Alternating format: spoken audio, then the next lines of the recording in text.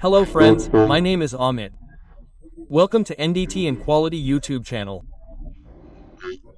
So in today's video we are going to see double exposure technique in radiography testing. Double exposure or dual exposure technique is called this. And its other name is also called parallax technique. Right? You must have heard the name of parallel technique. So this technique gives you the depth of indication in radiography testing.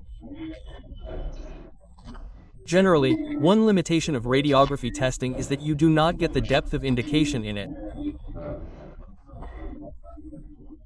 Meaning that the setup of RT is like this. Its source will be here and suppose there is an indication here and your film will be below. Right?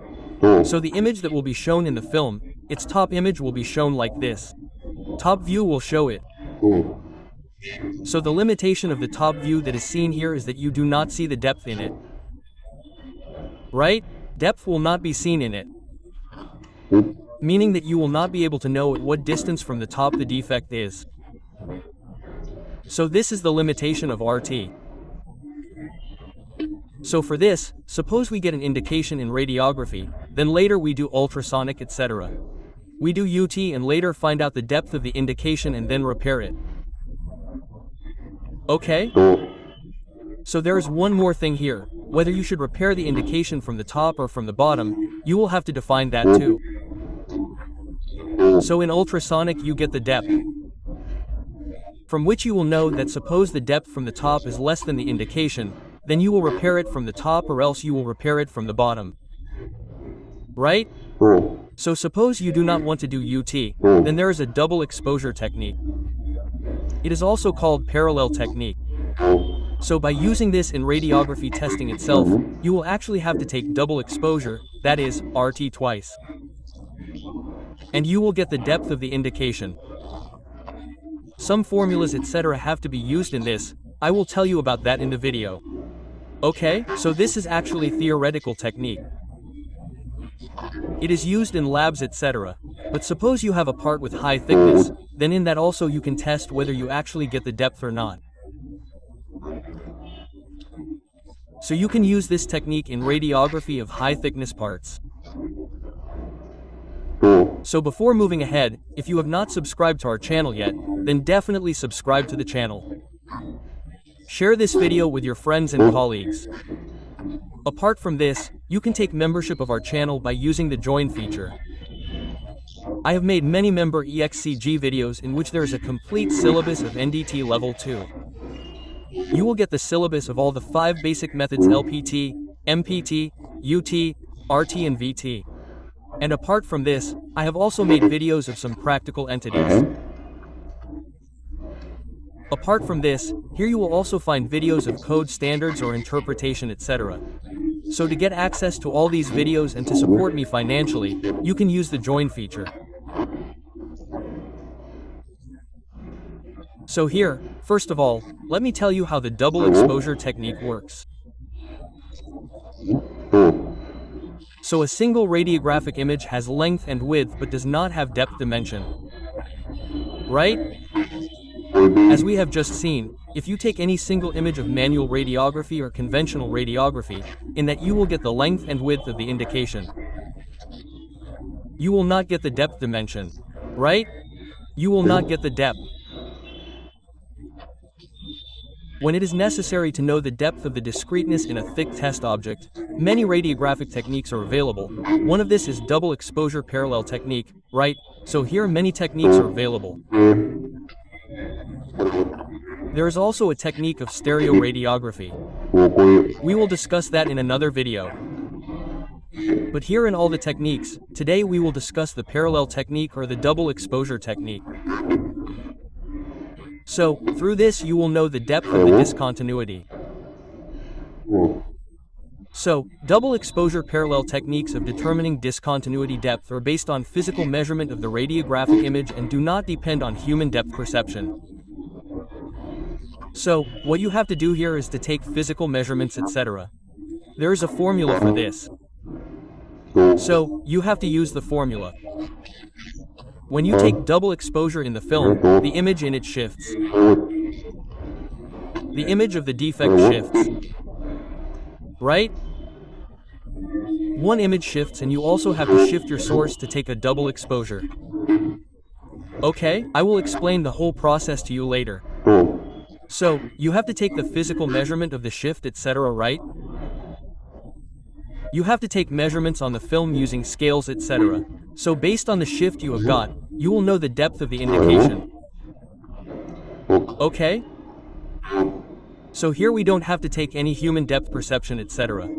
Right? All we have to do is take physical measurement, dimension measurement. So see, this is how it is set up. Right? It is a very easy setup. This is your job. Okay? And here it is written TT is the distance of the film from the source. Source to film distance SFD. Right? This is your source here. F1 is written, F2 is written. The source is the same.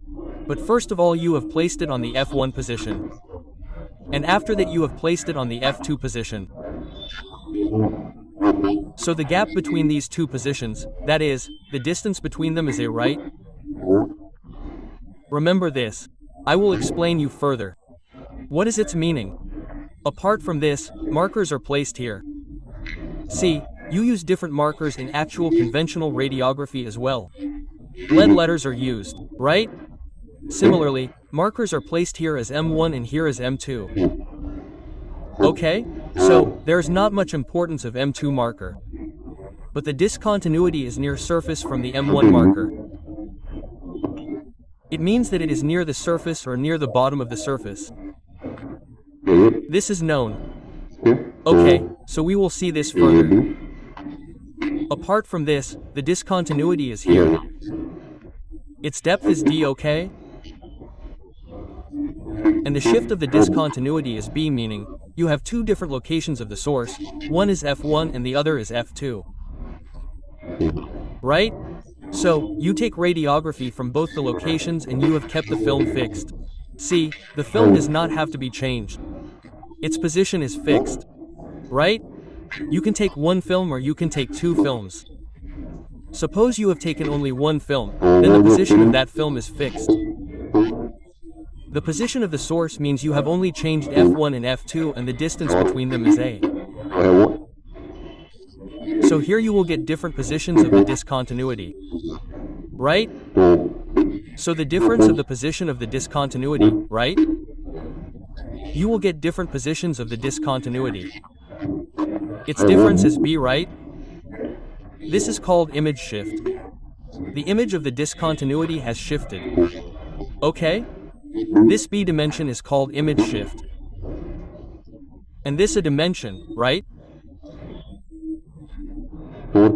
This dimension of the source, which is the same source between the two different sources and the distance between them is called source shift. This is your source shift. Okay? So remember this much for now. Now I will tell you further. In this you have to apply an equation directly. So see the lead markers M1 and M2 are respectfully attached to the front and back surfaces of the test object. So you have placed both the lead markers M1 and M2 to expose each one about half the time required for a normal exposure are made. So here you have to take two exposures. Okay? You can take two exposures in one film only. Okay? And the time of both the exposures has to be kept the same. Okay? So after taking these exposures, the distance between F1 and F2 is predetermined. Right? So the distance of the source of both the sources means how much you have shifted the source. Right? The first was at F1 place. The second was at F2 place. We already know that. That is predetermined. And the tube is located at F1 for one exposure and F2 for the second exposure. Right? And first of all the tube was at F1. After that, the F2 tube means it can be an X-ray tube or it can be your source of gamma rays. Okay? So first of all you did this and took exposure. Took two exposures. The position of the radiographic image of the discontinuity end of M1 means marker 1 will perceptibly change as a result of the tube shift. Okay? So this marker one, right? The indication of it which you get will also change. Right? Whatever indication of the marker you get here, that too must have changed in some way on the film. And the image of your defect has also changed. That is already given. Which one? Whatever B number, whatever B dimension you get, you have to take that. Okay? While the M2 image shift will be small if not imperceptible. So the M2 image will be quite small. Right? So you do not need to count this. And it is negligible, meaning that generally we know that we keep the film exactly touching it. Right? We need a low value of geometric unsharpness. For that, we keep the film exactly touching the bottom surface of your part. So, the markers with M1 and M2, the marker with M2 placed below, right? You will get exactly 0, 0 from there, right? Meaning its actual image will not shift. Okay? Meaning that it is negligible, so you can neglect it. The distance of the discontinuity from the film imaging plate and the detect plane is determined by the following equation. So, here is this equation. Okay? So you have to find this d. What is d? It is depth. It is depth. But from where? It is depth from below. Remember this. This depth of the discontinuity is given below. Right? So you have to find the depth of the discontinuity from below. So this is its formula. bt a plus b. Right? So d is the distance of the discontinuity from the film imaging plate and detector. That means you have a film, or you can call the film imaging plate. You can also call it detector, or you can also call it radiograph, or you can also call it radiographic film. Right? So the distance from there will be called d. A is the distance of the tube position shift. We saw this earlier, that the position of the tube is the source position you have shifted. That distance will be called a. What is b? The change b is the change in the position of the discontinuity image. Right? So the image of this discontinuity has changed. Here below in both the fields you will find the image at different places. Okay? You can take these two films, or it is the same film. You can take images in that too. In the same film, you will get different images which are shifted. It means that the images will be found in front and behind as well as side by side. So the distance between them on the right is d distance. T is the focus to film, which means that your source to film distance will be called t. So you have to put all these values in it. So you will get the value of d. What is this d? You have got the distance of discontinuity from below.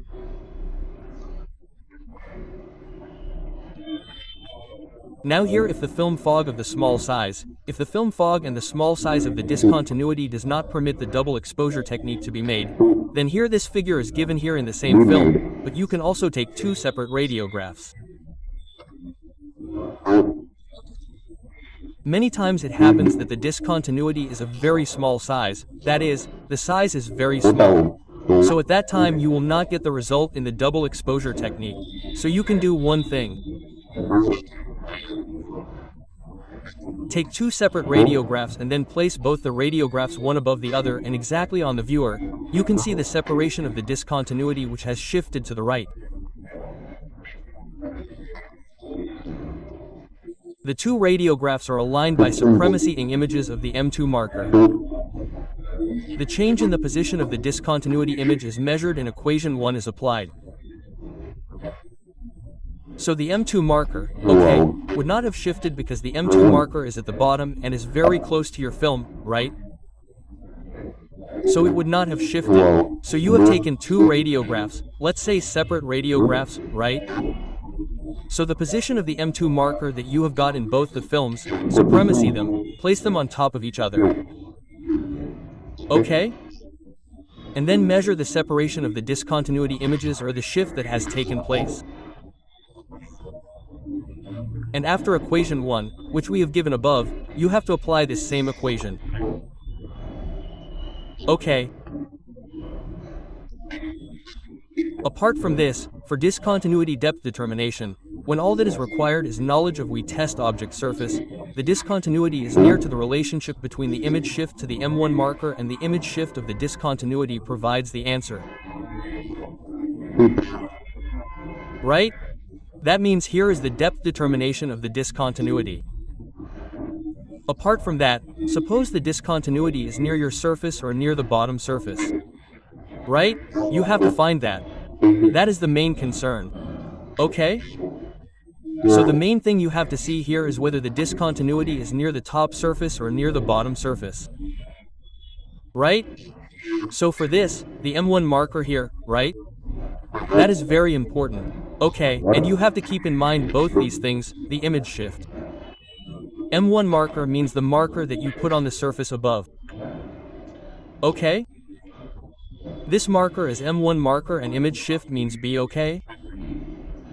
You have to see the relation between these two. So how do you see it? How do you want to see the relationship? See, if the discontinuous image shift is greater than half the shift of the M1 image. Okay? If the discontinuous image is greater, discontinuous image shift is greater. Okay? What is our discontinuous image shift? This is D. Okay? It is greater than half the shift of the M1 image. The shift of the M1 image. I will write M1 only. Right? So suppose this equation is yours. The discontinuity is closer to the top surface of the test object. So in this case the discontinuity is the top surface above and is closer to it. That means I will write top here. Okay, it is close to the top surface. You can say this. If less than half, the discontinuity is closer to the bottom of the surface. So the reading you will get is like this. B is less than 1/2 image shift marker shift the reading of M1 that is greater than B, okay?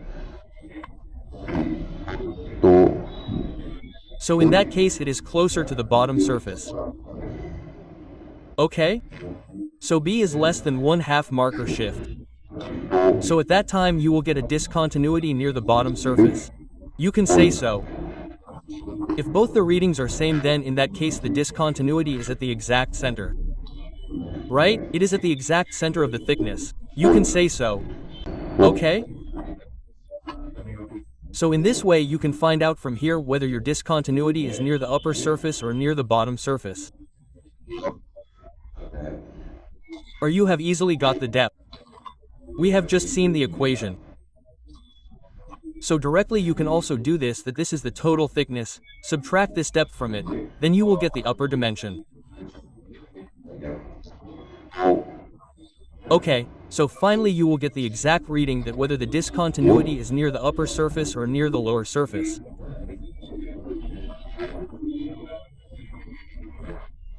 So according to that you can prepare it later by getting grinding done, etc. Generally this film is kept touching your part exactly. Okay, so in this way this parallel or double exposure technique is used. I hope you have understood this video. This technique is actually theoretically a technique. You can use it in heavy thickness jobs. But generally it is used very rarely in actual jobs. If you see in laboratories, etc., then this technique is used. If you have any doubt in this video, you can ask me in the comment box. Okay? Thank you.